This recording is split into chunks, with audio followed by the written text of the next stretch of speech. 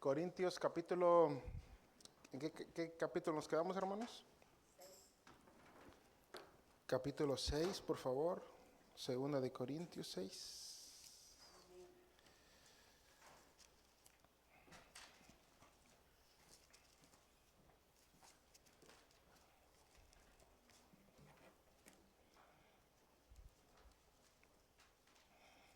¿Todos lo tienen, hermanos?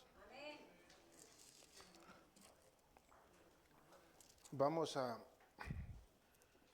concluir el capítulo 5.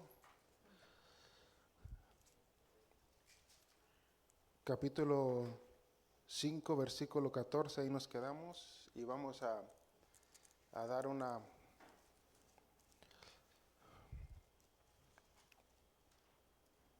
pequeña reflexión sobre un tema muy importante que no quise dejar pasar, hermano. ¿Está ahí conmigo? 5:14. Dice la palabra del Señor: porque el amor de Cristo nos constriñe, pensando esto, que si uno murió por todos, luego todos murieron, y por todos murió, para que los que viven ya no vivan para sí, sino para aquel que murió y resucitó por ellos. 16. De manera que nosotros, de aquí en adelante, conocemos según la carne, y aun si a Cristo conocemos según la carne, ya no lo conocemos así. De modo que si alguno está en Cristo, nueva criatura es, las cosas viejas pasaron, he aquí todas son hechas nuevas. Y todo esto proviene de Dios, quien nos reconcilió consigo mismo por Cristo y nos dio el ministerio de la reconciliación. Que Dios, versículo 19, que Dios estaba ¿en quién, hermanos? En Cristo, reconciliando consigo al mundo, no tomándoles, ¿qué dice? En cuenta a los hombres sus pecados, y nos encargó a nosotros la palabra de la reconciliación. Así que somos embajadores en nombre de Cristo, como si Dios rogase por medio de nosotros, os rogamos en nombre de Cristo, reconciliados con Dios. 21. Al que no conoció pecado, por nosotros lo hizo pecado, para que nosotros fuésemos, ¿qué dice? Hechos justicia de Dios en él. Ayúdeme a orar, hermano. Padre, te damos gracias, Padre. Ponemos nuestra disposición, nuestra mente y nuestro corazón, Señor, ya que se ha llegado el momento de escuchar tu palabra, bendito Dios. Que es de suma importancia, Señor, escuchar tu voz a través de tu libro santo, Dios mío. Padre, te pido, Señor, que prepares nuestra mente y nuestro corazón en esta noche, Padre. Ya te hemos ofrendado, ya te hemos adorado, hemos invocado tu nombre, Señor. Ya nos hemos presentado delante de tu presencia, Padre. Ahora, Señor, tenemos la necesidad de escuchar tu voz, bendito Rey. Tenemos la necesidad, nuestra alma, Señor, tiene la necesidad, Señor, de ser alimentada por tu palabra, pues escrito está, no solo de pan vivirá el hombre, sino toda palabra que sale de la boca de Dios. Prepara nuestra mente, nuestro corazón, nuestros oídos, para recibir tu palabra con alegría, porque te lo pedimos en el nombre de Jesús. Amén. Amén. ¿Puede sentarse, hermano? Siéntese y présteme atención en los próximos minutos, porque no quería dejar pasar estos versículos, hermanos, ya que son de suma importancia y probablemente nos vamos a tomar unos 15 minutos para después pasar al capítulo 6. Amén, hermano. Es maravillosa la palabra del Señor. Oh profundidad, dice el apóstol Pablo, oh profundidad de la sabiduría y de la ciencia de Dios. Cuán insondables son tus juicios e inescrutables tus caminos. Ese libro de Dios es la palabra de Dios, y ahí encontramos todo lo que necesitamos saber, conocer de nuestro Creador. Amén, hermanos, y de esa salvación tan grande. Miren, en estos últimos capítulos, en estos últimos versículos del capítulo 5, básicamente vamos a resumir esos versículos con la doctrina de la salvación. La salvación, hermanos, es una obra completa. Mario, Dios cuando comienza, no, Dios lo termina por completo. Dios no es como nosotros que empezamos algo y no lo terminamos, lo dejamos a medias. Pero Dios, cuando le pone el ojo a un individuo, desde principio a fin va a cumplir su propósito, hermanos. Lo hizo con los grandes hombres de Dios en la Biblia, lo hizo con Moisés, lo hizo con Jeremías, lo hizo con Jonás, lo hizo con David y con muchos hombres de Dios en la Biblia. Esto es lo que conocemos como la seguridad de nuestra salvación. Estamos seguros en Él y mientras estemos en Cristo, escondido bajo las alas del Omnipotente, entonces ahí estamos seguros en Él. La doctrina de la justificación, hermanos, la salvación es una obra completa y tiene 3 etapas. La primera etapa de la salvación es la justificación, y es lo que vamos a ver el día de hoy. La segunda etapa de la salvación es la santificación del creyente. Y la tercera y la culminación de esa salvación tan grande es la glorificación. En la justificación, Dios se toma un proceso para salvar al individuo que estaba muerto en sus delitos y pecados. Eso es la justificación. Dios nos saca de las tinieblas y nos traslada a su luz admirable. Después comienza, y eso es todo un proceso, un estudio profundo acerca de cómo se dan ese acontecimiento legal, hermanos. Es un proceso legal, hermanos. Y número 2, la santificación. Cómo ese individuo que fue salvado de sus delitos y pecados, cómo ese individuo va a empezar a cambiar su manera de vivir, su manera de hablar y su manera de actuar. Eso es la santificación. El proceso de dejar todo lo malo y empezar a hacer lo bueno y lo agradable y lo recto delante de Dios. Y finalmente, la tercera etapa de la glorificación es cuando ya nos vamos a ir para el cielo en el arrebatamiento o en la resurrección de entre los muertos. Así que, hermanos, estamos seguros en Cristo, estamos seguros en Dios, y mientras estemos en Cristo, estamos completos en Él. Estamos completos en Él. Miren, la doctrina de la justificación, hermanos, básicamente enseña que nosotros, tú y yo, todos, hermano, estábamos muertos. ¿Cómo así que estábamos muertos? Espiritualmente estábamos separados de Dios.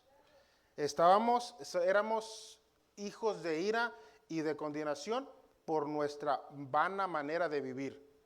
Dice Efesios, y Él os dio vida a nosotros, ¿qué dice? Cuando estabais, ¿qué dice? Muerto, los delitos y pecados.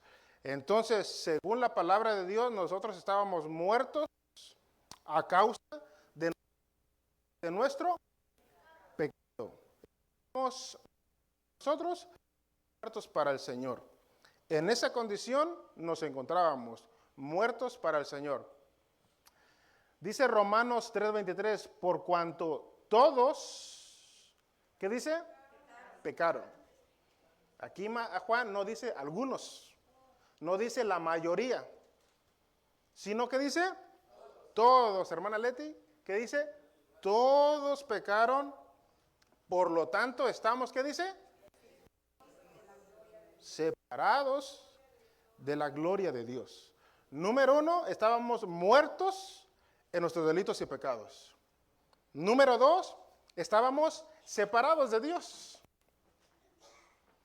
Es una condición desagradable para cualquier ser humano, hermano Ignacio. Estábamos muertos en nuestros delitos y pecados y por lo tanto, estábamos separados de Dios. Ahora, ¿qué dice El siguiente texto. Porque la paga del pecado, ¿qué dice? Es muerte. Número 1, estábamos muertos en nuestros delitos y pecados. Número 2, estamos separados de Dios. Y número 3,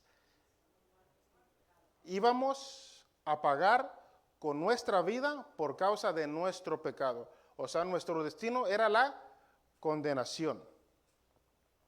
En esa condición estábamos sin Cristo. Básicamente estábamos perdidos sin Él. Estábamos en camino a condenación, a ser juzgado. ¿Por qué? Porque Dios es un juez justo. Por lo tanto, Él no puede pagar con el bien a alguien que hizo el mal. Ojo por ojo y diente por diente. No es posible que una persona se la pase pecando todo el tiempo y que después cuando muera vaya al cielo, porque eso sería injusto. Ahora, Dios en medio aplica su gracia, que eso es otra área de la salvación, y eso también lo vamos a ver más adelante. Entonces, todos nosotros estábamos muertos en nuestros delitos y pecados, porque todos habíamos pecados y todos estábamos separados de la gloria de Dios, y la paga del pecado era mi muerte. Estaba a punto de ser enjuiciado por Dios. Todos los hombres, todos, algún día van a compadecer delante del gran trono blanco para rendir cuentas a aquel que lo creó a su imagen y semejanza. Entonces, todos nosotros estábamos en esa fila, en ese grupo de personas condenadas por causa de nuestro pecado. Ahí nos encontrábamos todos nosotros. Ahora, como el Señor mira nuestra condición, Él tuvo misericordia de nosotros. La palabra misericordia significa mirar mi miseria y ser movido por mi corazón para atender este caso, porque estoy miserablemente, vivo una vida miserable y no puedo salir adelante por mí mismo. Algo en mi interior me mueve a ayudarte, a socorrerte, a auxiliarte, y ese algo es el amor de Dios. Entonces nosotros, el Señor miró nuestra miserable condición en la que nos encontrábamos y fue movido a misericordia. Su amor fue a rescatarnos. Su amor fue y tomó nuestras vidas. No había ninguna posibilidad por nosotros mismos salvarnos. Entonces, por eso Cristo vino y por eso llamamos Cristo, le llamamos Salvador, porque Él hizo lo que nosotros no podíamos hacer. No podíamos salvarnos, no podíamos pagar por nuestros pecados, por nosotros mismos. Urgentemente necesitábamos a un Salvador. Un Salvador que tuviera la potestad de perdonar todos nuestros pecados de culpa que nos condenaban delante del Señor. Y por eso Cristo vino a este mundo. Noten que Dios no envió a un ángel para salvarnos. Tampoco envió a un ser humano para salvarnos. Dios envió ¿a quién? A su propio Hijo. Su unigénito Hijo envió para salvarnos. Dice un predicador, si nuestro mayor problema hubiera sido las guerras, bueno, Dios hubiera enviado un líder militar para acabar con las guerras. Pero Dios no envió a un líder militar. Si nuestro mayor problema hubiera sido la enfermedad, pues Dios hubiera enviado a un médico para que nos curaran de nuestras enfermedades, pero no mandó un médico. Si nuestro mayor problema hubiera sido la economía, las finanzas, Dios hubiera mandado a un economista para solucionar nuestros problemas. Pero Dios no mandó a un líder militar, Dios no mandó a un médico, Dios no mandó a un economista, sino Dios mandó ¿a qué? A un Salvador. Porque nuestro mayor problema era nuestros pecados de culpa que nos condenaban. Y por eso envió a un Salvador. Y ese Salvador se llama Jesucristo, el Hijo de Dios. Ahora, el Señor viene, hermanos, a esta tierra, se hace como uno de nosotros. Dice 2 de Corintios 5:21, al que no conoció pecado, ¿qué dice? Por nosotros.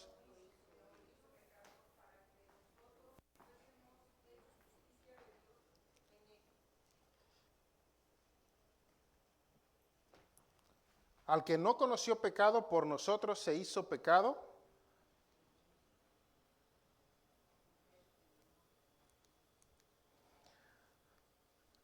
Al que no conoció pecado, por nosotros lo hizo pecado para que nosotros fuéramos hecho justicia de Dios. Nosotros no teníamos la autoridad ni el poder para perdonar nuestros pecados. Necesitábamos, hermanos, un sustituto, alguien que tomara nuestro lugar, alguien que se pusiera en nuestro lado, porque nosotros no podíamos, un muerto no puede reaccionar, no puede actuar. ¿Por qué? Porque está muerto. Nosotros estábamos muertos espiritualmente. Entonces, ¿qué hace el Señor? Toma nuestro lugar. Él se posiciona y sube a la cruz del Calvario para que escuchen, todos los pecados de culpa que nos condenaban, hermanos, fueron depositados en la persona de Jesucristo.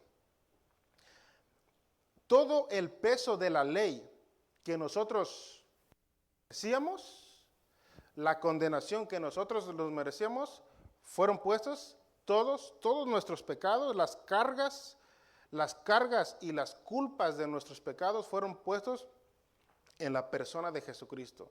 Él tomó nuestro lugar. Él se puso por nosotros. Él dio su vida por nosotros para que nosotros no muriéramos y para que nosotros no fuéramos condenados al infierno. Entonces Él tomó nuestro lugar. Ahora, ¿por qué Él tomó nuestro lugar? Porque su sangre o su muerte iba a tener la eficacia para perdonar los pecados no solamente de una persona, ni de una familia, ni de un hogar, ni de una ciudad, ni de una nación, sino de todo el mundo, de todos los tiempos, desde Jesucristo hasta nuestros días, 2000 años de historia, y su muerte y su sangre sigue teniendo la misma eficacia para perdonar los pecados de todo aquel que viene en arrepentimiento y fe delante de su presencia. Si usted hubiera muerto por sus pecados, solamente hubiera muerto por sus pecados, por los suyos. Pero no podría morir por los pecados de su esposa, ni por los pecados de sus hijos. Por lo tanto, su esposa tenía que también morir en una cruz, por sus propios pecados. Pero entonces sus hijos también tenían que morir, porque la paga del pecado es muerte.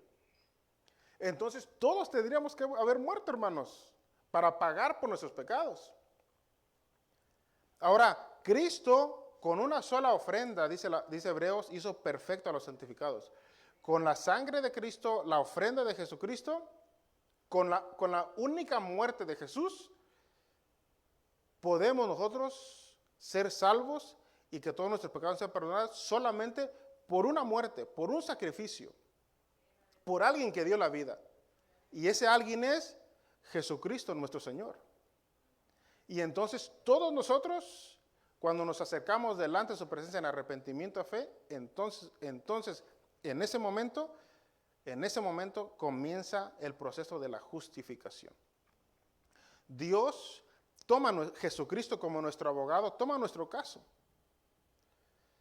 Toma nuestro caso y entonces Jesucristo nos lleva delante de nuestro Padre y Él se presenta como nuestro abogado. Si alguno pecare, ¿qué dice? Abogado tenemos para con el Padre, Jesucristo, el justo, y su sangre nos limpia de todo pecado. Entonces Cristo nos toma de la mano y nos lleva delante de su Padre. Pero para que Cristo tome el caso, para que Cristo tome mi caso, ¿qué tengo que hacer? Bueno, ir delante de Él en arrepentimiento. arrepentimiento y fe. Confesar mi pecado. Pedirle perdón por lo que he hecho. Y tener fe que su muerte puede perdonar mis pecados. Número 1 es ir delante de Él en arrepentimiento, hermanos. Y creer que su sangre me puede perdonar los pecados. Y cuando se da ese proceso en que yo voy en arrepentimiento delante de, ¿qué es arrepentimiento? Quebrantamiento. Su corazón se quebranta, su corazón llora, su cuerpo se estremece. Eso es el arrepentimiento. Y me supongo, y eso se da una vez en la vida, cuando entra el proceso de la justificación. Supongo que usted pasó por ese proceso de arrepentimiento y de quebrantamiento. Yo pasé ese proceso un día sábado a las 8 de la noche en el baño de mi casa en abril 30 del 2009. Mi corazón se quebrantó, mi cuerpo se estremeció y estuve quebrantado por 45 minutos y no paraba de llorar. Porque estaba arrepintiéndome de mis pecados, de culpa que me condenaba, y le estaba pidiendo perdón al Señor. Número 1, arrepentirte de tus pecados. Número 2, pedirle perdón por ellos. Y número 3, creer que su sangre me limpia de todo pecado. Y es un proceso donde te quebrantas, donde lloras, donde te estremeces, donde lloras como nunca has llorado. Y le dices a Dios, sacas todo lo que tenías. Y de ahí en adelante, el Señor toma tu caso como tu abogado y te lleva al trono de la gracia para hallar misericordia, para el oportuno socorro. Dice el Señor Jesucristo, yo soy el camino, la verdad y la vida. Nadie viene al Padre si no es por mí. En el original dice, y nadie puede ir al Padre si no lo tomo de la mano y voy con Él.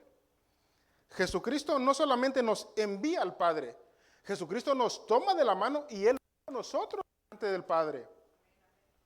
Y Él se pone a nuestro lado como nuestro abogado. Yo soy el acusado por mis pecados de culpa que me condenaban.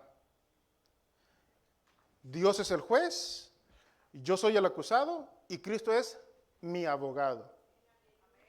¿Quién es que aboga por nosotros? Y su muerte en la cruz, su sangre derramada en la cruz del Calvario, es quien me limpia de todo pecado. Por eso Cristo tuvo que morir en una cruz y por eso tuvo que derramar toda su sangre, porque en la sangre está la vida.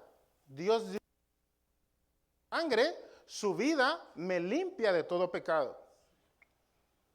Eso quiere decir, hermanos, que Cristo toma mi caso y le dice al Padre, bueno, parafraseando la doctrina de la justificación, Jorge es un pecador, Jorge es culpable, Jorge ha transgredido sus leyes espirituales y morales, por lo tanto, él es culpable. Pero como yo ya vine en arrepentimiento delante de Jesucristo, como ya confesé mis pecados, como ya le pedí perdón por todos ellos que había cometido, y por cuanto ya confié en su sacrificio, número 1, arrepentimiento. Número 2, confesión de pecado. Número 3, pedirle perdón por ellos. Y número 4, creer en su sacrificio. Y cuando pasamos por ese proceso, entonces el Señor toma nuestro caso y nos lleva al Padre y nos dice, Jorge fue culpable, ha pasado toda su vida ofendiéndote a través de su comportamiento y sus pecados, por lo tanto es culpable. Pero por cuanto ha confiado en mí, dice el apóstol Juan, el que cree en el Hijo tiene vida eterna en su nombre. Entonces Cristo, hermanos, eso se llama, nos imputa su justicia. La justicia de Cristo es imputada, es puesta en nosotros. Y entonces, en ese momento, cuando la justicia de Cristo dice que fue tentado en todo, pero sin pecado. Cristo vivió una vida justa, recta delante del Padre. Entonces es como si Dios, como Jesucristo, me diera su vida vivida. Sus 33 años lo depositara en mi persona, y entonces en esa condición ya el Padre dice, bueno, pues ya alguien pagó el precio de su pecado. La paga del pecado es muerte. Pero antes de morir, Cristo pagó para yo no morir y ser condenado. Cristo paga el precio de mi pecado. Ahora, ¿cómo paga ese precio con mi pecado? Con oro y con plata, ¿verdad? ¿O con piedras preciosas? ¿Con qué paga ese precio de mi pecado? Con su sangre. De la cruz de Calvario, entonces Él paga mi pecado. El precio de mis pecados lo paga Jesucristo con su sangre. Y en ese momento, cuando se da ese proceso, entonces legalmente el Padre dice, bueno,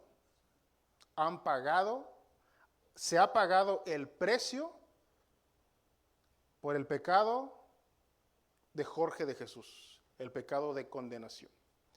Y entonces de en adelante, hermanos, dice Jesucristo, consumado es. Está terminado. Se ha pagado el precio.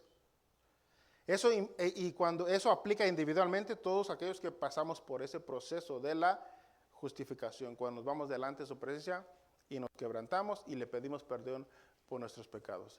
Eso, todos los que estamos aquí algún día tuvimos que pasar por eso sí o sí.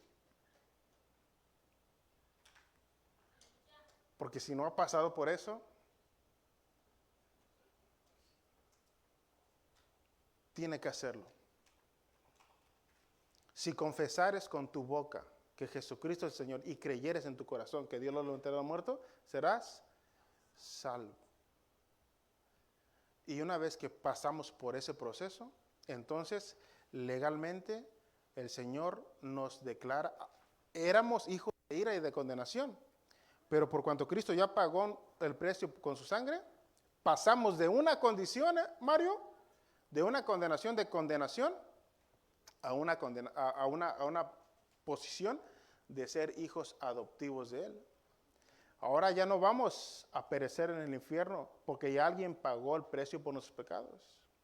Ahora de en adelante, hermanos, ya somos inocentes y somos justos delante de Dios, no por nuestra propia justicia, sino por la justicia de Cristo en nosotros.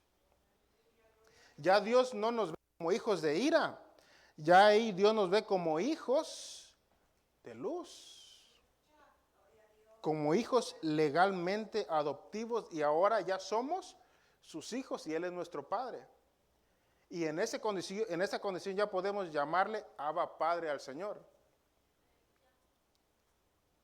Y por eso todos los que ya pasamos por ese proceso, ya podemos llamar a Dios Padre, Abba Padre, porque legalmente ya somos sus hijos, hermanos. Y ya hay una confianza de padre a hijo.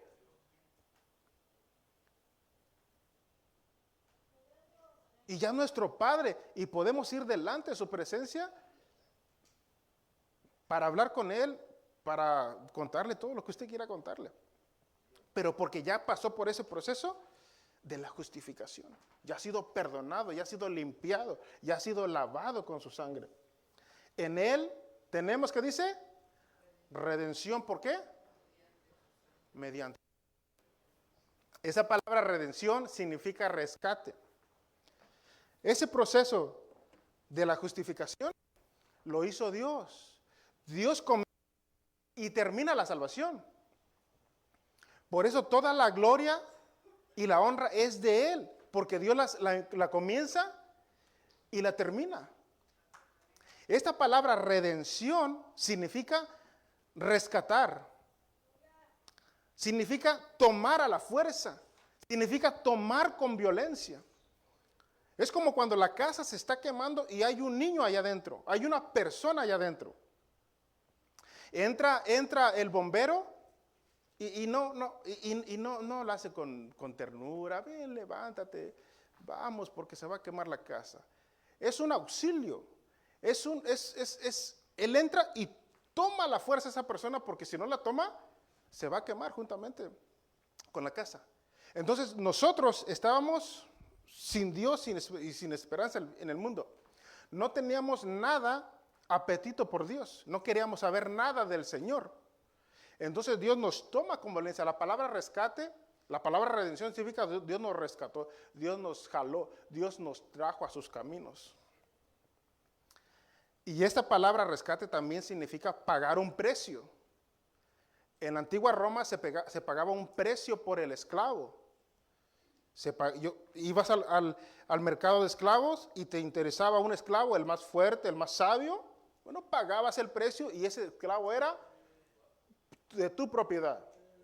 Bueno, Cristo fue al mercado de esclavos donde estábamos todos nosotros y pagó un precio por nosotros. Y ahora nos trajo a sus caminos y ahora ya somos de Él, somos propiedad de Él, porque Él pagó un precio por nosotros, porque vivíamos en la esclavitud del pecado y de la muerte. Dios paga un precio en el mercado de esclavos y ahora somos propiedad de Él. Dios, Jesucristo, nos compra con su sangre en el juicio, en el trono de la gracia de Dios, y ahora somos legalmente hijos de Dios. Por un lado somos propiedad de Dios y por el otro lado somos hijos legales de Dios. ¿Se dan cuenta, hermanos? Y ahora ya somos de Él. Somos del Señor. Y ya no vendremos más a condenación. Hemos pasado de muerte a vida. Ese proceso se llama la justificación. También se llama el nuevo nacimiento. También le decimos la nueva regeneración. O también se le llama un espíritu nuevo, un corazón de carne. La Biblia lo expresa de diferentes maneras. Pero entonces ya pasamos por ese proceso y ahora legalmente somos hijos de Dios. Y Él es mi Padre celestial. He aquí el Cordero de Dios que tapa el pecado. ¿Qué hacía la sangre de los corderos en el Antiguo Testamento? Cubría el pecado. ¿Qué hacía? ¿Qué hacía la sangre de los corderos? Cubría el pecado, hermana María, pero el pecado seguía ahí. Cubría su pecado. Y en el Antiguo Testamento, hermana Caro, miraron 1,000,000 corderos. Dice el Señor, ya estoy harto de esos sacrificios. Y en el Nuevo Testamento aparece otro cordero, ese Cordero de Dios, que quita el pecado del mundo. Y su sangre, su sacrificio no cubrió nuestro pecado. Su sangre borró, eliminó nuestros pecados de culpa que nos condenaban. Los echó al fondo del mar y jamás se acordará de nosotros. Es el proceso de la salvación de nuestra vida. Y ese proceso de la salvación, ahora ya no vendremos más a condenación, pues hemos pasado de muerte a vida.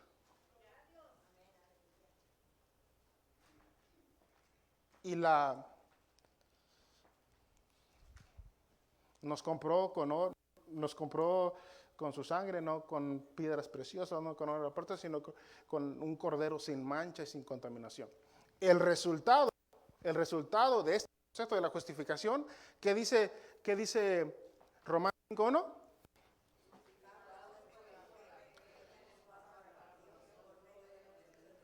Miren, una vez que somos justificados por medio de la fe, arrepentimiento, confesión de pecado, perdón de nuestros pecados y la fe en su sacrificio, una vez que hacemos ese proceso y Jesucristo como nuestro abogado toma nuestro caso, nos presenta delante del Padre y nos pone su manto de justicia, entonces el Padre dice, bueno, la deuda ha sido pagada por los pecados de Jorge de Jesús. Sus pecados han sido perdonados a través de la sangre de Jesucristo. El resultado de este proceso es paz. ¿Para qué? Para con Dios, ¿por medio de quién? Oye, por medio de Jesucristo, hermanos. No lo hicimos nosotros. ¿Quién lo hizo? Jesucristo, el Hijo de Dios. Por eso Él es el mediador entre Dios y los hombres. Él es el mediador entre Dios y el hombre. Él es el quien toma la mano de Dios, toma la mano del hombre y nos une para nuevamente estar unidos a Dios a través de su sacrificio en la cruz. Justificados pues por la fe tenemos paz. Yo no sé ustedes, pero yo soy la persona más segura, más confiable del mundo. Porque pase lo que me pase, mi vida está confiada en Cristo. Y hay una paz interior que sobrepasa todo entendimiento. Y sí es verdad que a veces los problemas nos afligen, las circunstancias a veces nos afligen, pero esta leve tribulación momentánea produce en nosotros ¿un qué? Peso de gloria. Porque pase lo que pase, hermanos, sabemos que ya hicimos las paces con Dios en nuestra justificación. Lo que sea que nos pase, ya hicimos las paces con el Señor. Ya nos pusimos a cuentas con Él. Ya nuestros pecados han sido borrados, han sido quitados y echados al fondo del mar. Esto es el proceso de la justificación. La primera etapa de la salvación.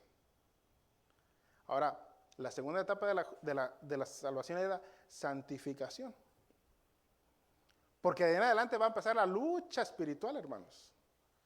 De ahí en adelante va a empezar nuestra espiritualidad. Y muchos nos quedamos ahí.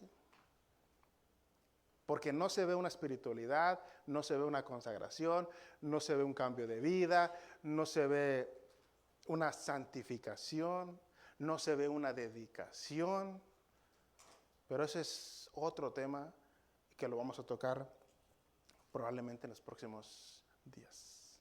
Pero estos últimos versículos del capítulo 5 habla exactamente de la justificación. Hemos sido comprados a precio de sangre y ahora legalmente le pertenecemos a nuestro Dios. De ahí en adelante tenemos que hacer todo lo posible para agradar a nuestro Señor, a nuestro Rey, con toda nuestra manera de vivir. Y ahí es donde empieza la lucha del cristiano. Ahí es donde empieza nuestra lucha. Porque seguimos pecando todavía. Porque seguimos ofendiendo a Dios con nuestros actos, con nuestras palabras, con nuestro comportamiento. Pero eso ya es la justificación. Eso lo vamos a ver, la santificación. Eso lo vamos a ver en otra ocasión. Así que ¿se entendió la justificación, hermano? ¿Cómo pasamos de un estado a otro por la sangre de Jesucristo? Versículo 1 del capítulo 6. Así pues, ¿qué dice el versículo 1?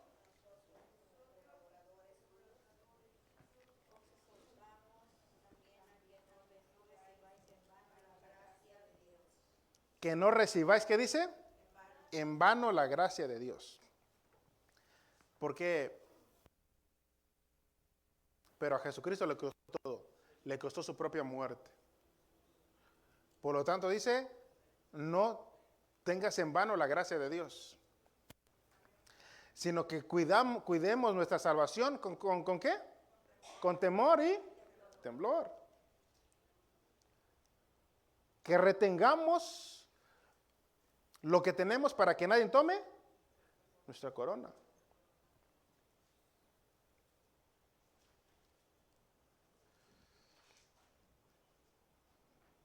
Tener en vano la gracia de Dios es no darle importancia a esa salvación tan grande. Y vivir como a ti te da la gana. Sin el mínimo interés de consagrarte para Dios, de vivir para Él, de dejar muchas cosas por Él. No le decimos que deje todo por Cristo, porque tal vez no lo va a dejar, pero que deje muchas cosas por Él, las que sean necesarias. Pero a veces no estamos dispuestos a dejarlo, lo poquito que tenemos, mucho menos dejarlo todo por Cristo. Que no tengamos en vano nuestra salvación. Porque dice, versículo 2, en tiempo aceptable te he oído y en día de salvación te he socorrido. He aquí ahora el tiempo aceptable, he aquí ahora el día de salvación. Versículo 3, no damos a nadie ninguna ocasión de tropiezo para que nuestro ministerio, ¿qué dice? No sea vituperado. Antes bien, nos recomendamos en todos como, ¿qué dice? Ministros de Dios.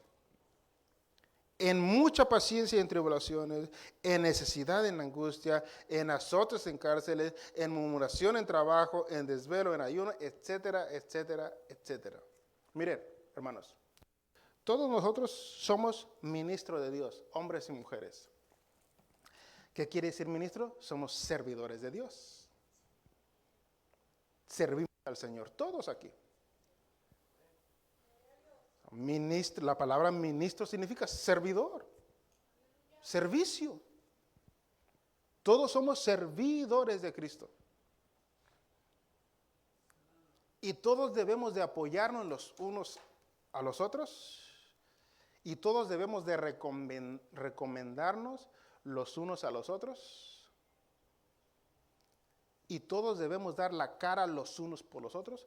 Y todos debemos de apoyarnos los unos con los otros. Pero ¿sabe lo que hacemos nosotros? Hacemos todo lo contrario, hermano. Dice que no demos motivos a los demás para ocasionar caer.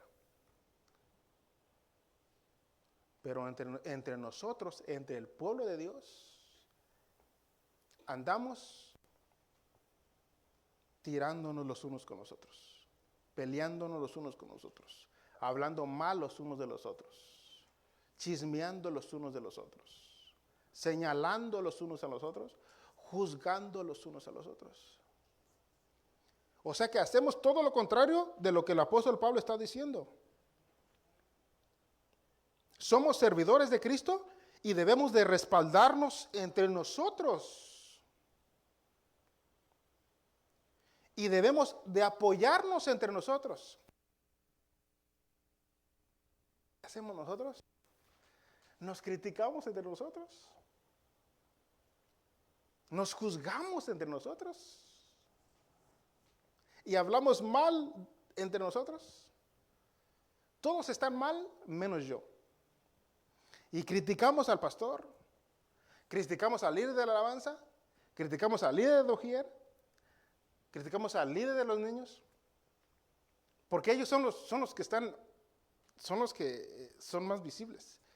Siempre el líder es el que va a recibir todo, sea bueno, sea malo. Y los criticamos a ellos, los de arriba, los ministros de Dios, los que sirven. Yo me pregunto, pero ¿por qué en vez de él no estás tú que estás criticando? ¿Por qué está él y no estás tú? Bueno, si tanto lo criticas, bueno, hagámoslo a un lado y se pone usted. Tal vez usted puede ser un mejor servicio a Dios. ¿Sabe por qué los líderes están porque están? Porque no hay nadie que quiera tomar el precio. Es mucho mejor criticar que ponerse ahí para servir. Es mucho más fácil criticar al líder que decir, bueno, yo me pongo por ti, yo lo hago por ti.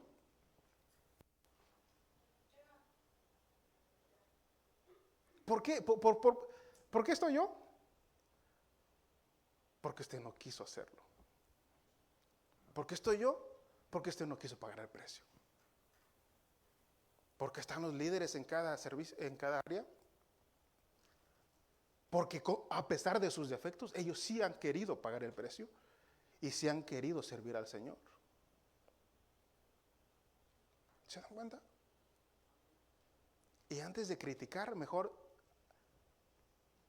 no demos ocasión de caer a los demás. Cuando te juntas con otra persona para hablar mal del líder de alabanza, líder de mujeres, el pastor, los ancianos de la iglesia, los directivos de la iglesia, para hablar mal de ellos, pero entonces ¿por qué no se pone usted y quitamos a los demás. Porque es más fácil criticar que hacer el trabajo. Que no demos ocasión de caer, sino que nos recomendamos nosotros. Nosotros debemos de defendernos nosotros mismos. Pero cuando viene un hermano y habla mal de alguien, nos ponemos de acuerdo con él y ya los dos hablamos mal de esa persona. Pero eso no es lo que el apóstol Pablo está diciendo, hermanos. No damos a nadie, versículo 3, ninguna ocasión de tropiezo, para que nuestro ministerio, ¿qué dice? No sea vituperado. Antes bien nos recomendamos en todo como ministro de Dios, en mucha paciencia, y da una lista de lo que implica servir al Señor. Bueno, servir al Señor y que el Señor nos ponga en gracia alguna área del ministerio, no es cosa sencilla. Entonces, antes de criticar,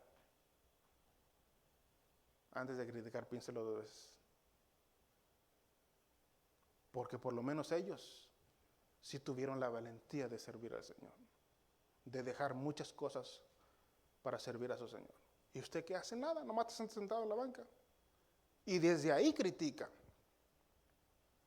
Desde ahí chismea. Desde su banca señala. Desde su banca juzga. Bueno, el que no ayuda, pues que tampoco estorbe. Deje que ellos trabajen con libertad, porque al final ellos van a dar cuenta a Dios de lo que están haciendo a su servicio.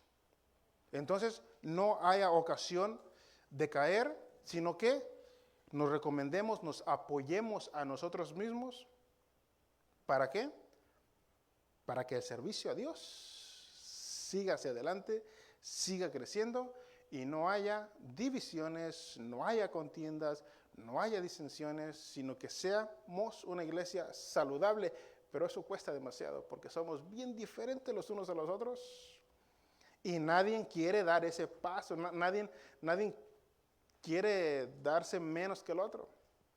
Todos queremos tener la razón y por lo tanto es difícil, es complicado, pero el Señor está ayudándonos para que sigamos adelante, hermanos, para que sigamos adelante, para que sobrellevemos nuestras indiferencias por el nombre de Cristo, para que el nombre de Cristo sea puesto en alto. Amén, hermanos.